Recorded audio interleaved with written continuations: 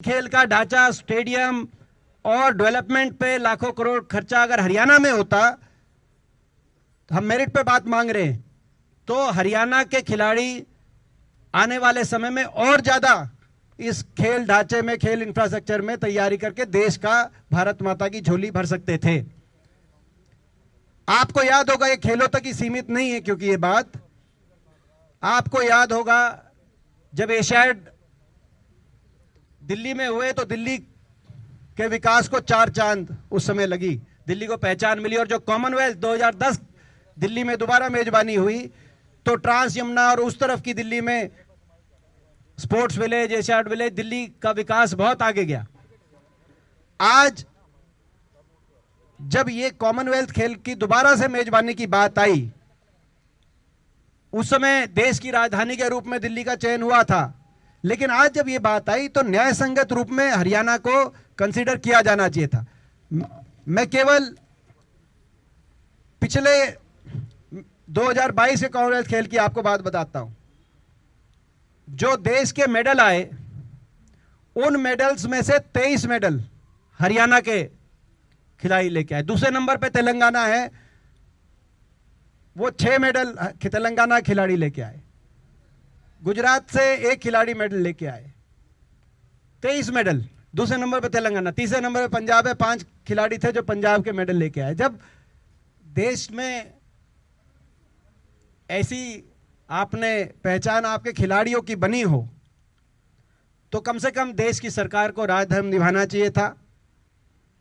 मगर दुर्भाग्य यह है कि ये लगातार हरियाणा के हकों पे डाका मारा जा रहा है। आपको पता, खेलो इंडिया के अंदर भी 3,500 करोड़ का जो खेलो इंडिया का बजट रखा गया है, उसमें एक तरफ तो देश में सबसे ज्यादा 600 करोड़ गुजरात के बाटे आया, और हरियाणा के बाटे खेलो इंडिया के बजट देश के 28 प्रदेशों में सबसे कम 28वें नंबर पर मात्र 80 करोड़ आया। और हमारे खेल स्टेडियम्स की क्या हालत है।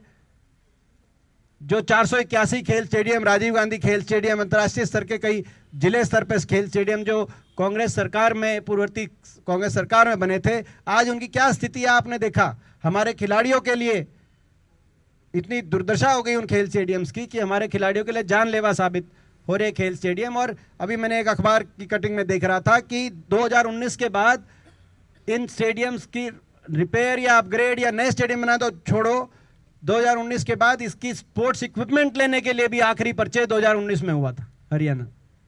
आप अंदाजा लगाओ कि एक तरफ इतनी दुर्दशा, ना सेंटर के बजट में, बाकी किसी बजट की बात तो हम केवल खेल बजट में, कम से कम वो देश हित में होगा।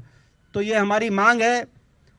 और कल खबर आपने, सारे अखबारों की हेडलाइन में खबर आपने देखी कि 2036 में प्रधानमंत्री जी ने कहा कल वाराणसी में खेल महोत्सव में कि 2036 में ओलंपिक खेलों में की मेजबानी भारत करेगा। ये हम बिड कर रहे हैं।